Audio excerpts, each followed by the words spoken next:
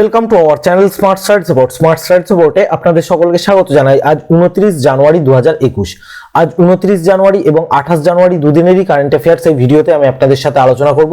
Actually কালকে আমি video দিতে পারিনি, তো আমার এই মাসটা একটু সমস্যাই হয়েছে। আমি আপনাদের বলেছিলাম আমি নতুন জায়গায় শিফট হয়েছি, তো সেই কারণে একটু সমস্যা হচ্ছে। আর দু একটা দিন কোঅপারেট করুন। ফেব্রুয়ারি মাস থেকে আপনাদের প্রত্যেক দিনের কারেন্ট অ্যাফেয়ার্স আপনারা প্রত্যেক দিন নিয়মিত পাবেন। আর আমি আপনাদের যে বলেছিলাম যে জিকে আর জেনারেল সায়েন্সের ক্লাস দেব, তো সেগুলো আপনারা পাবেন ফেব্রুয়ারি মাস থেকে আমি দেবো, এটা গ্যারান্টি আমার। কারেন্ট অ্যাফেয়ার্স একদিনও আপনাদের মিস হয়নি, আর কারেন্ট অ্যাফেয়ার্স আপনাদের মিস হবেও না। ওকে, তো চলুন দেখে নেওয়া যাক আজকের প্রথম প্রশ্ন কি রয়েছে। তো আজকের ভিডিওর পিডিএফ আপনারা কোথা থেকে ডাউনলোড করবেন, ভিডিও ডেসক্রিপশন বক্সে ডাউনলোড লিংক দেওয়া রয়েছে।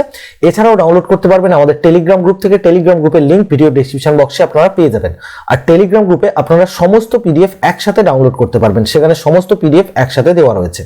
তো চলুন শুরু করা যাক। আজকের প্রথম প্রশ্ন রয়েছে, সম্প্রতি আন্তর্জাতিক প্রলয় স্মরণ দিবস কবে পালন করা হয়েছে? তো সঠিক উত্তর হবে অপশন বি, 27 জানুয়ারি। তো 27 জানুয়ারি এই দিনটিতে প্রত্যেক বছর পালন করা হয় আন্তর্জাতিক প্রলয় স্মরণ দিবস বা ইন্টারন্যাশনাল হলোকাস্ট রিমেম্বারেন্স ডে। তো এই দিবস কেন পালন করা হয়? তো প্রলয়ের ফলে যারা ক্ষতিগ্রস্ত হয়েছে সেই সমস্ত মানুষদের স্মরণে এবং তাদের অবলম্বন প্রদান করতে, জনজাগরণ সৃষ্টি করতে প্রত্যেক বছর 27 জানুয়ারি এই দিনটিতে আন্তর্জাতিক প্রলয় স্মরণ দিবস বা ইন্টারন্যাশনাল হলোকাস্ট রিমেম্বারেন্স ডে এটি পালন করা হয়। আচ্ছা, এবছরের আন্তর্জাতিক প্রলয় স্মরণ দিবসের থিম কি ছিল? এবছরের থিম ছিল মেমোরি, ডিগনিটি অ্যান্ড জাস্টিস। কি ছিল theme? Memory, dignity and justice. আচ্ছা, এই আন্তর্জাতিক প্রলয় স্মরণ দিবস বা ইন্টারন্যাশনাল হলোকাস্ট রিমেম্বারেন্স ডে এটিকে পালন করে কে? এটিকে পালন করে মেনলি দুটো সংস্থা, একটা হচ্ছে ইউনাইটেড নেশন আর একটা হচ্ছে ইউনেস্কো। ইউনেস্কো এবং ইউনাইটেড নেশন পালন করে। আচ্ছা, ইউনাইটেড নেশনের স্থাপন কবে হয়েছিল? 24 অক্টোবর 1945 সালে। ইউনাইটেড নেশনের হেডকোয়ার্টার হচ্ছে ইউএসএ নিউ ইয়র্কে, আর ইউনাইটেড নেশনের মহাসচিব বা সেক্রেটারি জেনারেল বর্তমানে অ্যান্টোনিও গুটেরাস।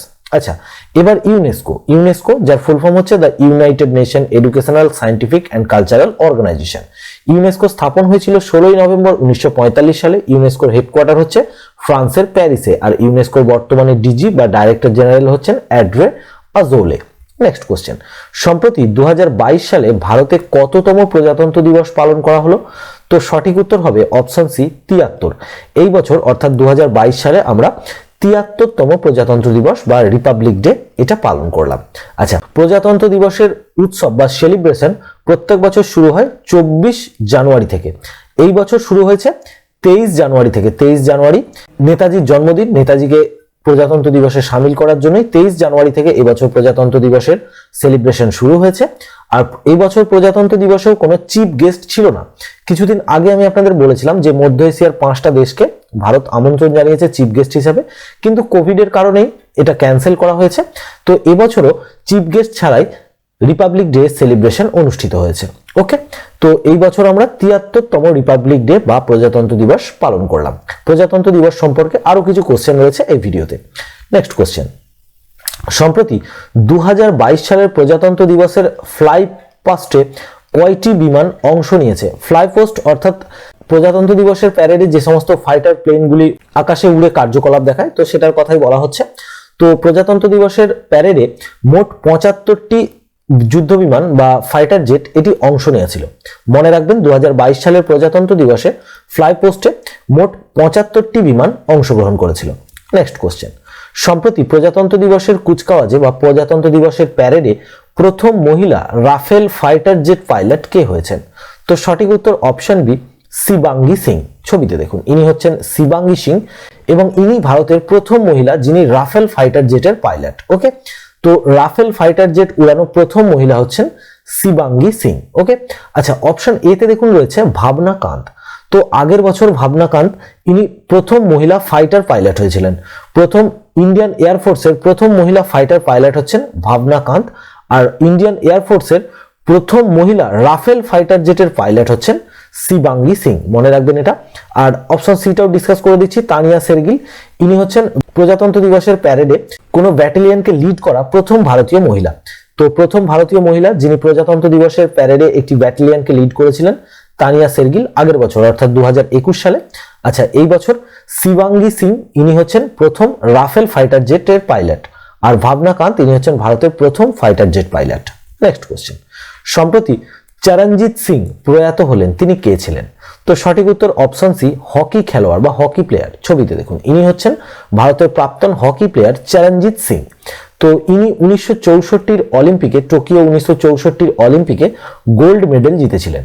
তো বর্তমানে চরণজিৎ সিং ইনি প্রয়াত হলেন, যিনি ছিলেন ভারতের একজন প্রাক্তন হকি প্লেয়ার। নেক্সট কোশ্চেন, সম্প্রতি রামগড় বন্যপ্রাণী অভয়ারণ্য বা রামগড় ওয়াইল্ড লাইফ স্যাংচুয়ারি এটিকে কোন রাজ্যের চতুর্থ টাইগার রিজার্ভের মর্যাদা দেওয়া হবে বা চতুর্থ টাইগার রিজার্ভ হিসেবে ঘোষণা করা হবে? তো সঠিক উত্তর অপশন এ, রাজস্থান।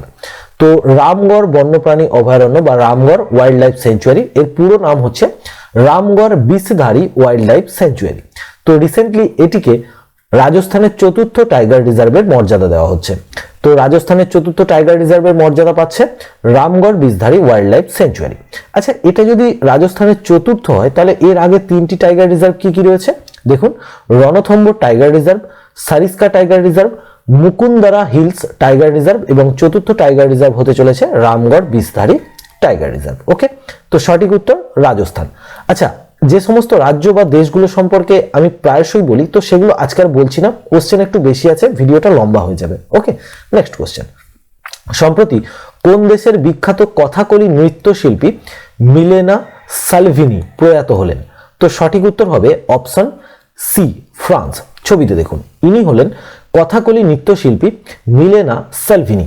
তো রিসেন্টলি ইনি প্রয়াত হয়েছেন। আর এই প্রশ্নটা গুরুত্বপূর্ণ এই কারণেই, এই কথাকলি এটা হচ্ছে ভারতের একটা ট্র্যাডিশনাল নৃত্যশৈলী, অর্থাৎ ভারতের একটি পারম্পরিক নৃত্যশৈলী। আচ্ছা, কথাকলি কোন রাজ্যের নৃত্যশৈলী? মনে রাখবেন, কেরালা। কোথাকার? কেরালার। তো কথাকলি নৃত্যশিল্পী মিলেনা সালভিনি যিনি প্রয়াত হলেন, ইনি হচ্ছেন ফ্রান্সের। আচ্ছা, ফ্রান্স, এই হচ্ছে ম্যাপে ফ্রান্স। ফ্রান্স ইউরোপ কন্টিনেন্টে পড়ে। ফ্রান্সের ক্যাপিটাল প্যারিস, ফ্রান্সের কারেন্সি হচ্ছে ইউরো এবং সিএফপি ফ্রাঙ্ক। আর ফ্রান্সের বর্তমান president Emmanuel Macron. Next question, সম্প্রতি উড়িষ্যা ওপেন ব্যাডমিন্টনের প্রথম সংস্করণটি কোথায় শুরু হয়েছে? তো সঠিক উত্তর অপশন বি, কটক শহরে। তো উড়িষ্যা ওপেন যেটি একটি ব্যাডমিন্টন টুর্নামেন্ট, তো রিসেন্টলি এটি শুরু হয়েছে এবং এটার প্রথম সংস্করণ এটা এইবারই প্রথম অনুষ্ঠিত হয়েছে। এই Orissa open badminton tournament, Orissa open 2022, এটি অনুষ্ঠিত হয়েছে উড়িষ্যার শহর কটকে। আচ্ছা, কটক শহর শুনে কিছু মনে পড়ছে?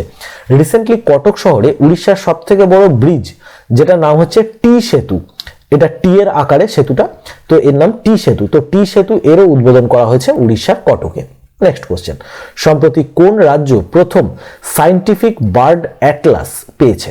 তো সঠিক উত্তর অপশন এ, কেরালা। তো রিসেন্টলি কেরালাতে সায়েন্টিফিক বার্ড অ্যাটলাস এটি তৈরি করা হয়েছে।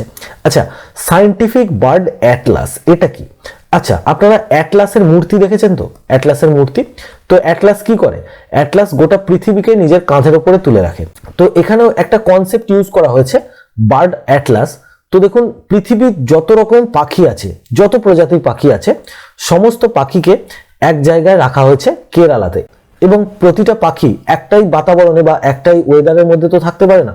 তো সায়েন্টিফিক্যালি সেখানে প্রত্যেকটা পাখির জন্য তাদের অনুকূল বাতাবরণ তৈরি করা হয়েছে। তো সেই কারণেই বলা হচ্ছে সায়েন্টিফিক বার্ড অ্যাটলাস। এটি পেয়েছে কে? কেরালা। নেক্সট কোশ্চেন, সম্প্রতি টেনিস টুর্নামেন্ট মহারাষ্ট্র ওপেনের টাইটেল স্পন্সর কে হয়েছে? তো সঠিক উত্তর অপশন বি, টাটা মোটরস। তো মহারাষ্ট্র ওপেন যেটি একটি টেনিস টুর্নামেন্ট, এই টুর্নামেন্টের টাইটেল স্পন্সর হয়েছে টাটা মোটরস। মনে রাখবেন, টেনিস টুর্নামেন্ট মহারাষ্ট্র ওপেন এর টাইটেল স্পন্সর হচ্ছে টাটা মোটরস। আচ্ছা, রিসেন্টলি টাটা আরো একটি টুর্নামেন্টের টাইটেল স্পন্সর, সেটা কি? IPL, Indian premier league. তো আইপিএল এরও টাইটেল স্পন্সর এবছর হয়েছে টাটা মোটরস। নেক্সট কোশ্চেন, সম্প্রতি রাশিয়া, চীন এবং কোন দেশ যৌথ নৌমহড়া CHIUR 2022 এর আয়োজন করছে? তো সঠিক উত্তর দেখুন, এর মধ্যে লুকিয়ে রয়েছে CHI চায়না, IR ইরান এবং RU হচ্ছে রাশিয়া। তো সঠিক উত্তর অপশন সি, ইরান।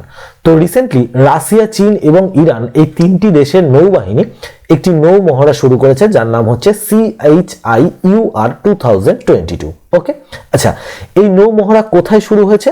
এই নৌ মহড়া শুরু হয়েছে গালফ অফ ওমান, অর্থাৎ ওমান উপসাগরে শুরু হয়েছে এই CHIRU 2022 এই নৌ মহড়া। এতে অংশগ্রহণ করছে রাশিয়া, চীন এবং ইরান। আচ্ছা, ইরান সম্পর্কে বলার আগে আরো একটা জিনিস আমি আপনাদের বলবো। রিসেন্টলি ভারত এবং রাশিয়ার মধ্যে একটা নৌ মহড়া হয়েছিল, যার নাম কি, যার নাম হচ্ছে পাসেক্স। কি বললাম, পাসেক্স। এটি কোথায় আয়োজিত হয়েছিল, আরব সাগরে। আচ্ছা, পাসেক্স এটা ভারত আর রাশিয়ার মধ্যে হয়। ভারত আর রাশিয়ার মধ্যে একটা ডিফেন্স এক্সারসাইজ হয় যার নাম হচ্ছে ইন্দ্র। কি বললাম, ইন্দ্র।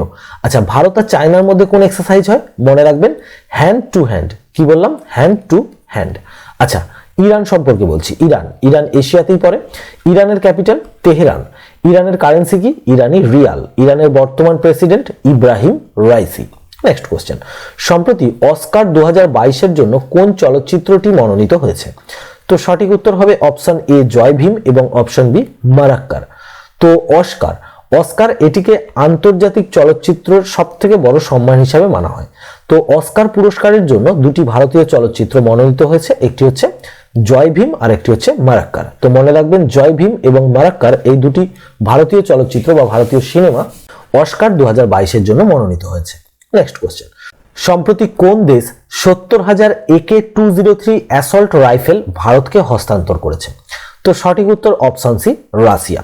আপনারা জানেন যে ভারত এবং রাশিয়ার মধ্যে দুটো রাইফেল নিয়ে চুক্তি হয়েছিল, একটা হচ্ছে AK-103 আর একটা হচ্ছে AK-203। তো রিসেন্টলি AK-203 মোট 70,000 AK-203 অ্যাসল্ট রাইফেল ভারতকে হ্যান্ড ওভার করেছে রাশিয়া। আচ্ছা, এটা হচ্ছে AK-203 রাইফেল। তো 70,000 AK-203 রাইফেল ভারতকে দিয়েছে কে, রাশিয়া। নেক্সট কোশ্চেন, সম্প্রতি স্পাইস এক্সপোর্টের জন্য অর্থাৎ মশলা রপ্তানির জন্য ভারতের প্রথম পোর্টাল চালু করলো স্পাইস বোর্ড অফ ইন্ডিয়া। এই পোর্টালের নাম কি? তো সঠিক উত্তর অপশন এ স্পাইস এক্সচেঞ্জ। তো রিসেন্টলি মশলাকে বিদেশে রপ্তানি করার জন্য স্পাইস বোর্ড অফ ইন্ডিয়া একটি পোর্টাল চালু করেছে। এই পোর্টালের নাম হচ্ছে স্পাইস এক্সচেঞ্জ।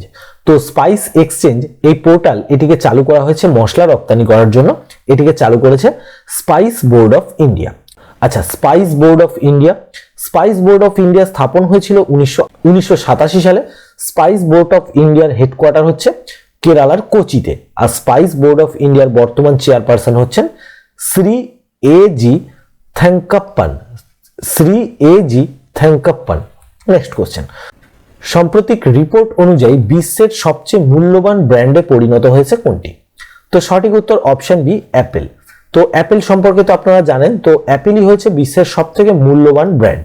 বিশ্বের সবথেকে মূল্যবান ব্র্যান্ডের তালিকায় প্রথমে রয়েছে অ্যাপেল, দ্বিতীয় স্থানে রয়েছে অ্যামাজন এবং তৃতীয় স্থানে রয়েছে গুগল। অ্যাপেলের টোটাল মার্কেট ক্যাপিটাল হচ্ছে $355 বিলিয়ন। তো $355 বিলিয়ন সাথে বিশ্বের সবথেকে মূল্যবান ব্র্যান্ড হয়েছে অ্যাপেল। ওকে, আচ্ছা, অ্যাপেলের সিইও কে? অ্যাপেলের সিইও হচ্ছে টিম কুক অ্যাপেলের সিইও। নেক্সট কোশ্চেন, সম্প্রতি কোন সংস্থার মতে তার নতুন আর্টিফিশিয়াল ইন্টেলিজেন্স সুপার কম্পিউটার বা এআই সুপার কম্পিউটারটি 2022 সালের মাঝামাঝি সময়ে বিশ্বের দ্রুততম সুপার কম্পিউটার হবে?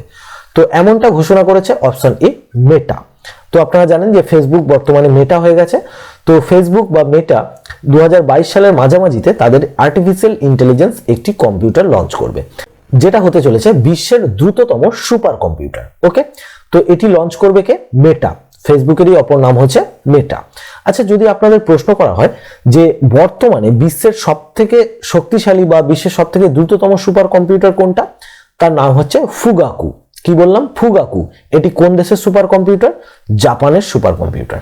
নেক্সট কোশ্চেন, সম্প্রতি HPCL অর্থাৎ হিন্দুস্তান পেট্রোলিয়াম কর্পোরেশন লিমিটেডের নতুন চেয়ারম্যান কে হয়েছেন? তো সঠিক উত্তর হবে অপশন সি পুষ্পকুমার যোশী। ছবিতে দেখুন, ইনি হচ্ছেন পুষ্পকুমার যোশী। তো রিসেন্টলি ইনি হয়েছেন হিন্দুস্তান পেট্রোলিয়াম কর্পোরেশন লিমিটেডের নতুন চেয়ারম্যান। নেক্সট কোশ্চেন, সম্প্রতি কে প্রথম ভারত মধ্য এশিয়া শীর্ষ সম্মেলন বা সেন্ট্রাল এশিয়া সামিট এর আয়োজন করেছিল? তো সঠিক উত্তর অপশন সি প্রধানমন্ত্রী নরেন্দ্র মোদী। তো রিসেন্টলি প্রধানমন্ত্রী নরেন্দ্র মোদী ভিডিও কনফারেন্সিং এর মাধ্যমে ভার্চুয়াল মোডে ভারত এবং মধ্য এশিয়া শীর্ষ সম্মেলন বা ইন্ডিয়া সেন্ট্রাল এশিয়া সামিট এর আয়োজন করেছিল। আচ্ছা, সেন্ট্রাল এশিয়াতে মোট 5টি দেশ রয়েছে। সেন্ট্রাল এশিয়ার অংশ মোট 5টি দেশ। এই 5টি দেশের সাথে শীর্ষ সম্মেলনের আয়োজন করেছে ভারত ভার্চুয়াল মোডে এবং এর আয়োজন করেছেন PM মোদী। আচ্ছা, সেন্ট্রাল এশিয়ার এই 5টি দেশ কি কি দেখে নিন। কাজাখস্তান, কিরগিজস্তান, তাজিকিস্তান, তুর্কমেনিস্তান এবং উজবেকিস্তান। নেক্সট কোশ্চেন, সম্প্রতি রিলায়েন্স জিও BP কোথায় ভারতের বৃহত্তম ইভি চার্জিং হাব এটি স্থাপন করছে? তো সঠিক উত্তর হবে অপশন বি, দিল্লি। তো রিসেন্টলি রিলায়েন্স জিও বিপি ভারতের বৃহত্তম ইভি অর্থাৎ ইলেকট্রিক ভেহিকেল চার্জিং হাব এটি স্থাপন করতে চলেছে দিল্লিতে। আচ্ছা, রিলায়েন্স জিও আপনারা তো জানেন যে রিলায়েন্স জিও কি, এবং রিলায়েন্স জিওরই রয়েছে রিলায়েন্স পেট্রোলিয়াম। তো রিলায়েন্স পেট্রোলিয়ামের সাথে রিসেন্টলি ব্রিটিশ পেট্রোলিয়াম পার্টনারশিপ করেছে, সেই কারণে রিলায়েন্স জিও বিপি। তো রিলায়েন্স জিও বিপি ভারতের বৃহত্তম ইভি চার্জিং হাব এটি স্থাপন করছে কোথায়? দিল্লিতে। আচ্ছা, রিসেন্টলি দিল্লি সরকার দিল্লিতে ইলেকট্রিক ভেহিকেল চার্জিং স্টেশন তৈরি করার জন্য কার সাথে চুক্তি করেছিল? ইইএসএল, এনার্জি এফিসিয়েন্সি সার্ভিসেস লিমিটেডের সাথে। আচ্ছা, ভারতের প্রথম ইলেকট্রিক ভেহিকেল চার্জিং প্লাজা কোথায় স্থাপন করা হয়েছিল? এটাও দিল্লিতে। রিসেন্টলি দিল্লির চিফ মিনিস্টার অরবিন্দ কেজরিওয়াল দিল্লির ইন্দ্রপ্রস্থ ডিপো থেকে ডিটিসি অর্থাৎ দিল্লি ট্রান্সপোর্ট কর্পোরেশনের প্রথম ইলেকট্রিক বাস সার্ভিস এটিও শুরু করেছে, মনে রাখবেন। নেক্সট কোশ্চেন, সম্প্রতি ওম নামে একটি ওমিক্রন টেস্ট কিট তৈরি করেছে কে? তো সঠিক উত্তর option B, CDRI, central drug research institute. তো ওম নামে একটি ওমিক্রন টেস্ট কিট এটি তৈরি করেছে সিডিআইআর। তো দেখুন অ্যাকচুয়ালি এর পুরো নাম হচ্ছে ইন্ডিকোভ ওএম, ইন্ডিকোভ ওএম বা ইন্ডিকোভ ওম নামক একটি ওমিক্রন টেস্ট কিট। ওমিক্রন যেটি কোভিডেরই একটি ভেরিয়েন্ট, তো ওমিক্রনের টেস্ট কিট যার নাম হচ্ছে ইন্ডিকোভ ওম, এটি তৈরি করেছে সিডিআইআর, সেন্ট্রাল ড্রাগ রিসার্চ ইনস্টিটিউট। আচ্ছা, সিডিআইআর বা সেন্ট্রাল ড্রাগ রিসার্চ ইনস্টিটিউট এটি কোথায় অবস্থিত? এটি অবস্থিত উত্তরপ্রদেশে। নেক্সট কোশ্চেন, সম্প্রতি কে পদ্মভূষণ পুরস্কার প্রত্যাখ্যান করেছে? তো সঠিক উত্তর কি হবে? এই প্রশ্নটা যদি আপনাদের সামনে দেওয়া হয় অনেকেই উত্তর করে দেবে অপশন সি, ওপরের দুটোই। অ্যাকচুয়ালি না, কারণ আপনারা এমনটাই পড়েছেন। তো সম্প্রতি পদ্মভূষণ পুরস্কার প্রত্যাখ্যান করেছে অপশন বি, বুদ্ধদেব ভট্টাচার্য। পশ্চিমবঙ্গের প্রাক্তন মুখ্যমন্ত্রী বুদ্ধদেব ভট্টাচার্য ইনি একমাত্র এই পদ্মভূষণ পুরস্কারকে প্রত্যাখ্যান করেছেন। আর সন্ধ্যা মুখোপাধ্যায়, গায়িকা সন্ধ্যা মুখোপাধ্যায়, ইনিও রিফিউজ করেছেন পদ্ম পুরস্কার নিতে, তবে এনারটা পদ্মভূষণ নয়, এনারটা হচ্ছে পদ্মশ্রী, পদ্মশ্রী। ওকে, তো মনে রাখবেন পদ্মশ্রী পুরস্কার নিতে প্রত্যাখ্যান করেছে সন্ধ্যা মুখোপাধ্যায়, আর পদ্মভূষণ পুরস্কার নিতে প্রত্যাখ্যান করেছে বুদ্ধদেব ভট্টাচার্য। ছবিতে দেখুন, ইনি হচ্ছেন বিখ্যাত গায়িকা যার নাম হচ্ছে সন্ধ্যা মুখোপাধ্যায়। তো ইনি পদ্মশ্রী পুরস্কার নিতে প্রত্যাখ্যান করেছেন বা অস্বীকার করেছেন, আর বুদ্ধদেব ভট্টাচার্য ইনি পদ্মভূষণ পুরস্কারকে প্রত্যাখ্যান করেছেন। ওকে, তো মনে রাখবেন ডিফারেন্সটা। তো অ্যাকচুয়ালি এনারা কেন এমনটা করলেন? তো এনাদেরকে যে এই পুরস্কারটা প্রদান করা হবে, এনাদেরকে আগে থেকে কোনো আমন্ত্রণ জানানো হয়নি বা আগে থেকে এনাদের জানানো হয়নি। ওকে, তো সেই কারণেই এনারা এই পুরস্কারকে প্রত্যাখ্যান করছেন। নেক্সট কোশ্চেন, সম্প্রতিকে পরম বিশিষ্ট সেবা মেডেল পেয়েছেন? তো সঠিক উত্তর হবে অপশন বি, নীরজ চোপড়া। তো ছবিতে দেখুন, নীরজ চোপড়া, এনাকে তো আপনারা সকলেই চেনেন, টোকিও 2020 অলিম্পিকের গোল্ড মেডেলিস্ট, ইনি একজন জ্যাভলিন থ্রো প্লেয়ার। তো রিসেন্টলি 26 জানুয়ারিতে রিপাবলিক ডে এর দিন রাষ্ট্রপতি রামনাথ কোবিন্দ এনাকে পরম বিশিষ্ট সেবা মেডেল এটি প্রদান করেছেন। তো মনে রাখবেন পরম বিশিষ্ট সেবা মেডেল এটি পেয়েছেন নীরজ চোপড়া। নেক্সট কোশ্চেন, সম্প্রতি কোন রাজ্য সরকার 13টি নতুন জেলা গঠনের অনুমোদন দিয়েছে? তো সঠিক উত্তর হবে option A, Andhra Pradesh. Recently Andhra Pradesh রাজ্য সরকার অন্ধ্রপ্রদেশে মোট 13টি নতুন জেলা গঠনের অনুমোদন দিয়েছে। তো মনে রাখবেন 13টি নতুন জেলা গঠনের অনুমোদন দিয়েছে অন্ধ্রপ্রদেশ রাজ্য সরকার। নেক্সট কোশ্চেন, সম্প্রতি ভারত কোন দেশের সাথে সম্পর্কের 30 বছর পূর্তি উপলক্ষে একটি স্মারক লোগো চালু করেছে? তো সঠিক উত্তর হবে অপশন সি, ইসরায়েল। তো রিসেন্টলি ভারত ইসরায়েলের সাথে 30 বছরের বন্ধুত্বপূর্ণ সম্পর্কের পূর্তি উপলক্ষে একটি স্মারক লোগো জারি করেছে, একটি লোগো জারি করেছে। ছবিতে দেখুন, এটা হচ্ছে লোগোটা। এই লোগোটা জারি করেছে ভারত ইসরায়েলের সাথে 30 বছরের সম্পর্ক পূর্তি উপলক্ষে। ওকে, আচ্ছা, ইসরায়েল এশিয়া কন্টিনেন্টে পড়ে। ইসরায়েলের ক্যাপিটাল জেরুজালেম। ইসরায়েলের কারেন্সি হচ্ছে ইসরায়েলি নিউ শেকেল। ইসরায়েলের বর্তমান প্রাইম মিনিস্টার নাফতালি বেনেট, আর ইসরায়েলের বর্তমান প্রেসিডেন্ট হচ্ছেন ইসাক হারজোগ। ওকে, আচ্ছা, নেক্সট কোশ্চেন, সম্প্রতি ট্রান্সপারেন্সি ইন্টারন্যাশনাল দ্বারা প্রকাশিত দুর্নীতি উপলব্ধি সূচক অর্থাৎ সিপিআই, করাপশন পারসেপশন ইন্ডেক্সে ভারতের স্থান কত?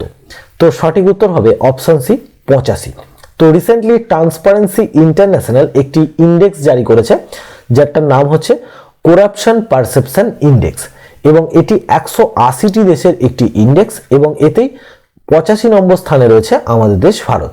তো দেখুন, অ্যাকচুয়ালি করাপশন অর্থাৎ দুর্নীতি, দুর্নীতির উপর ভিত্তি করে এই ইন্ডেক্স জারি করা হয়েছে। এতে ভারতের র্যাঙ্ক হচ্ছে 85, পাকিস্তানের র্যাঙ্ক হচ্ছে 140। আচ্ছা, ভারত যদি 85 নম্বর স্থানে থেকে থাকে তাহলে এই করাপশন পারসেপশন ইন্ডেক্সে প্রথম স্থানে কি রয়েছে? প্রথম স্থানে রয়েছে তিনটি দেশ, ডেনমার্ক, নিউজিল্যান্ড এবং ফিনল্যান্ড। ডেনমার্ক, নিউজিল্যান্ড এবং ফিনল্যান্ড এই তিনটি দেশ রয়েছে এই করাপশন পারসেপশন ইন্ডেক্স 2021 শীর্ষস্থানে, 1 নম্বর স্থানে। আর 85 নম্বর স্থানে রয়েছে আমাদের দেশ ভারত। আচ্ছা, এখানে দেখুন আমি আরো 2-3টে র্যাঙ্কিং লিখে দিয়েছি যেগুলো কিন্তু ভারতের সাথে সম্পর্কিত। তো রিসেন্টলি যে হেনলে পাসপোর্ট ইন্ডেক্স জারি করা হয়েছিল তাতেও কিন্তু 83 নম্বর স্থানে ছিল আমাদের দেশ ভারত। আর 66 নম্বর র্যাঙ্কে রয়েছে আমাদের দেশ ভারত কোন ইন্ডেক্সে? তো রিসেন্টলি যে জারি করা হয়েছিল health security index, global health security ইন্ডেক্সে 66 নম্বর স্থানে রয়েছে আমাদের দেশ ভারত। আর করাপশন পারসেপশন ইন্ডেক্সে রয়েছে 85 নম্বর স্থানে। নেক্সট কোশ্চেন, সম্প্রতি ভারতের প্রথম chief of defence staff Bipin রাওয়াতকে মরণোত্তর কোন পুরস্কারে সম্মানিত করা হবে? অ্যাকচুয়ালি করা হয়েছে, তো সঠিক উত্তর হবে অপশন বি, পদ্মবিভূষণ। তো ভারতের প্রথম chief of defence staff general Bipin রাওয়াতকে মরণোত্তর পুরস্কার দেওয়া হচ্ছে পদ্মবিভূষণ। পদ্মবিভূষণ সম্মানে এনাকে সম্মানিত করা হচ্ছে। আচ্ছা, বিপিন রাওয়াত এনার রিলেটেড দুটো আপডেট আমি আপনাদের রিসেন্টলি দিয়েছিলাম। দুটো জায়গাকার নাম পরিবর্তন করা হয়েছে জেনারেল বিপিন রাওয়াতের নামে। একটা হচ্ছে গুজরাটের রাজকোটে অবস্থিত আন্ডার ব্রিজ, গুজরাটের রাজকোটে আন্ডার ব্রিজের নাম পরিবর্তন করে বিপিন রাওয়াতের নামে করা হয়েছে। আর উত্তরপ্রদেশের মাইনপুরীতে অবস্থিত মাইনপুরী সৈনিক স্কুল, মাইনপুরী সৈনিক স্কুলেরও নাম পরিবর্তন করে জেনারেল বিপিন রাওয়াতের নামে নামকরণ করা হয়েছে। তো আজকের মতো কারেন্ট অ্যাফেয়ার্স এই পর্যন্তই। আগের দিন আমি আপনাদের যে প্রশ্নটি করেছিলাম তার সঠিক উত্তর ছিল রাজস্থান। প্রত্যেকে আপনারা কমেন্ট বক্সে সঠিক উত্তর দিয়েছেন। এবার আজকের প্রশ্ন রয়েছে, সম্প্রতি 20তম ঢাকা আন্তর্জাতিক চলচ্চিত্র উৎসবে কোন ভারতীয় চলচ্চিত্র শ্রেষ্ঠ চলচ্চিত্র পুরস্কার লাভ করেছে? তো আপনারা সঠিক উত্তর কমেন্ট বক্সে কমেন্ট করুন। আজকের ভিডিওটি কেমন লাগলো কমেন্ট বক্সে জানাতে ভুলবেন না। ভিডিও যদি আপনাদের ভালো লেগে থাকে, যদি হেল্পফুল মনে হয়, তাহলে ভিডিওটিকে লাইক করুন এবং আমাদের চ্যানেলটিকে সাবস্ক্রাইব করে পাশে থাকা বেল আইকনটিকে প্রেস করে দিন, যাতে আমাদের আপলোড করা ভিডিওর নোটিফিকেশন সবার আগে আপনার কাছে পৌঁছে যায়। তো চলুন, দেখা হচ্ছে নেক্সট ভিডিওতে। ভালো থাকবেন সবাই। ভিডিওটি দেখার জন্য অসংখ্য ধন্যবাদ।